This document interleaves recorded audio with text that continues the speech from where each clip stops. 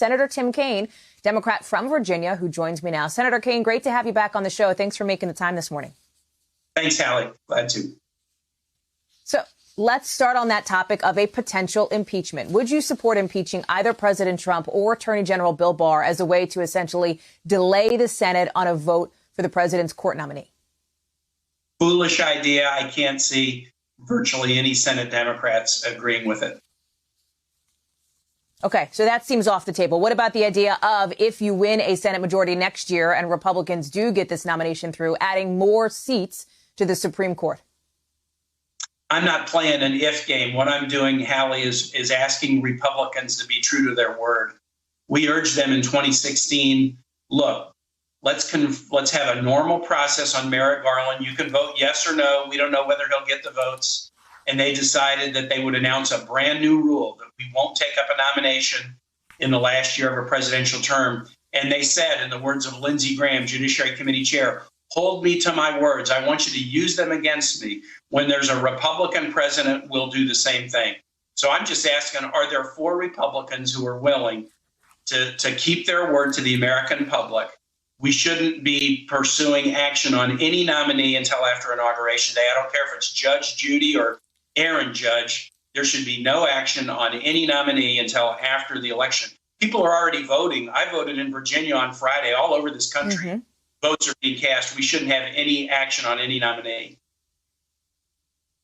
I want to ask you more about that idea of where your Republican colleagues stand. But, Senator, I understand you don't want to talk hypotheticals, but this is potentially a reality here. I want to just ask you where you are on these positions, either adding seats to the Supreme Court, maybe eliminating the Senate filibuster, potentially, as has been discussed, statehood, perhaps for D.C. and Puerto Rico.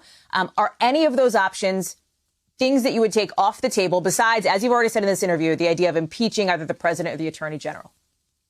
Hallie, you can ask me hypotheticals, but that doesn't mean I'm focused on them. I'm focused on trying to convince Republicans to keep their word to the American public. I don't want the Republicans to try to destroy the Senate as an institution or the Supreme Court as an institution. If they decide to violate their promises and violate their principles and just say, well, the only thing that matters is raw power. If you got the votes, you can do whatever you want. I don't think that's going to work out well for them, and I don't think it's going to work out well for the American public. So I just hope some of them will keep their word.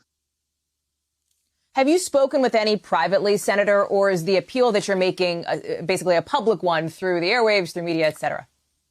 Public and private. There are a number who I think care about the institution and care about the court, the institution of the Senate and the court, that I hope will just stand up and agree that the precedent that they so loudly proclaimed 2 years ago should be followed. Now, obviously, Senators Collins and Murkowski have done that already. So I'm hoping that there are more, because there's so much at stake. Look, President Trump, since his first day in office, he was like Captain Ahab hunting Moby Dick. He wants to kill the Affordable Care Act. He's tried every way he could administratively with the vote that Senator McCain helped us win on, and in the courts, to take health insurance away from tens of millions of people.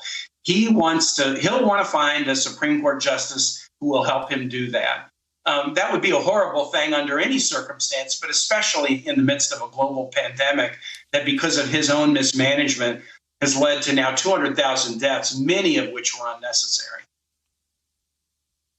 You talk about how you want your Republican colleagues to basically hold to their own words. That's something you just mentioned. But I have to ask you, in 2016, when Merrick Garland's nomination was blocked, you said, never before has a sitting president been denied his constitutional right to nominate someone for a Supreme Court vacancy. And you added that the idea of senators refusing to take votes during an election year is shameful. Why is it different for the other side now? Hallie, it isn't. You left out an important part of the story. I said that to encourage the Republicans to do what had been done in the past and to grant a hearing on a vacancy that occurred 9 months before the election. They listened to me and they said, no, we're going to change the rule. The new rule is this: if it happens in a presidential election year, we're not moving forward. And they said, Hallie, as you know, when there's a Republican president, we'll follow the same rule. You hold us to this promise that we're making to the American public. I wish they hadn't done this. I think we'd be in a different position right now if they'd had the hearing and we'd had a confirmation of Merrick Garland. But they announced the rule. Fair is fair. There shouldn't be one set of rules for a Democratic nominee and a different set of rules for a Republican nominee. I think that violates American sense of fair play. But the bigger issue is this. Do we want to put somebody in to hear a case about the Affordable Care Act to basically be the final nail that President Trump is trying to pound into a coffin to take health insurance away from millions and millions of people? Let's let the Americans who are voting right now give us direction on who should be on the Supreme Court rather than trying to bum rush a nominee historically quickly so we can take health insurance away from millions of people. Is there any nominee, Senator, that President Trump could put forward that you could potentially see yourself in any way supporting or backing? Not until after election or inauguration. No, I'll openly consider any proposed at the right time, but I'm not going to let the Republicans go back on their word and then say, okay, there's no consequence for that. So no, anybody who's nominated and there's an attempt to rush them through, I'll oppose them. How confident are you that in some of these private conversations you've had with Republican colleagues of yours in the Senate across the aisle, that they could be open to delaying a potential vote until after the lame duck, until after Inauguration Day? If you were to sort of guess based on your gut, based on your conversations, how that's going to go, do you think you're barking up a tree that just isn't going to work out, or do you think there's actually a shot? There's a shot. Look, I think the one scenario that's tough is certainly till after Election Day. If President Trump is reelected in November, and if the Senate majority stays Republican in November, I would understand that the Republicans would want to do something in the lame duck. I get that.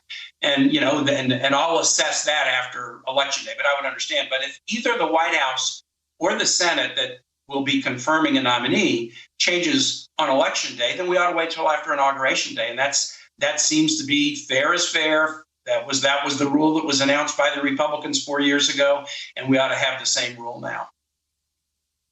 Okay. And do you think any of your colleagues who are talking about this idea of a potential another impeachment should drop that? Is that a conversation you feel like should just disappear at this point? Yeah, it's just, look, people are voting right now. If anybody who wants to impeach, guess what? Get a ballot and vote for Joe Biden right now. I mean, I don't think we need to make Congress do it. People are voting in many states, including Virginia right now. We can control our own destiny here, and I think that's what voters should do. Thank you for checking out our YouTube channel. Why don't you subscribe? It's really easy. Just click on that button down there. And for more news from MSNBC, click on any of these videos here for the latest interviews and highlights. You can get more videos from MSNBC with our newsletters. Head over to msnbc.com/newsletters to sign up.